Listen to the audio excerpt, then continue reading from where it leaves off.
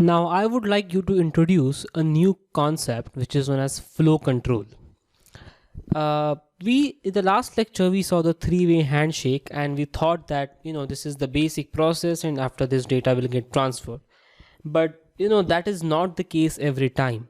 Sometimes congestion can occur during a transfer because a high speed computer is generating data traffic at a lot faster speed than the network can handle transferring it.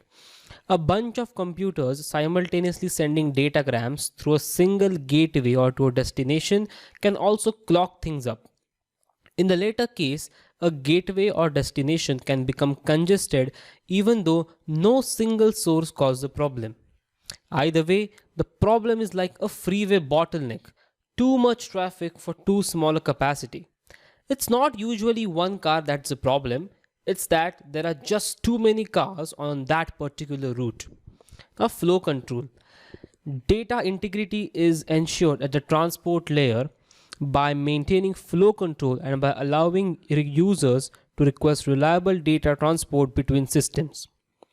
Flow control provides a means for the receiver to govern the amount of data sent by the sender. It prevents sending a host on one side of the connection from overflowing the buffers in the receiving host, and even it can result in data loss.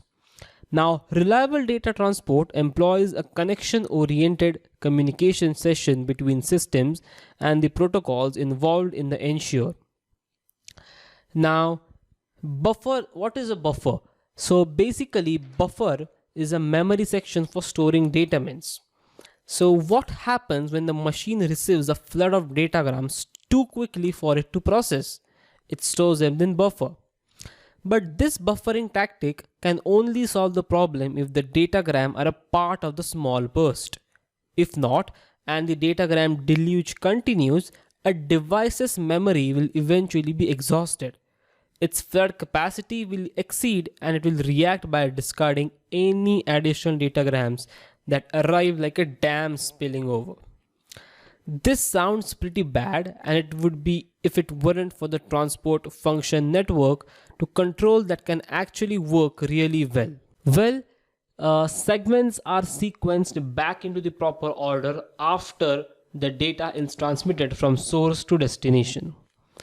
Now you can see a picture on the screen that is demonstrating the data transfer between the sender and the receiver.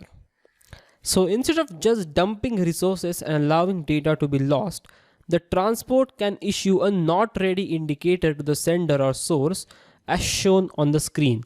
For example, the sender is transmitting the data. The receiver tells that, hey man, please stop, my buffer is full, I'm not ready to accept the data. Hence it sends a message, not ready, please stop. Then at the receiver side, the data gets processed and finally the message is sent, hey man, I'm ready to go. And again the sender starts sending the data. This process is known as the flow control process, in which a specific flow is maintained between the sender and the receiver so that the data is not discarded in an invalid way. To summarize, a service is considered connection oriented if it has the following characteristics. I will read it one by one. You just have to listen and pay attention to it. First, it uses a virtual circuit to set up, as we had seen in the case of the three-way handshake and connection oriented service, where a virtual path was established between the sender and the receiver. Next, it uses sequencing. It uses acknowledgements.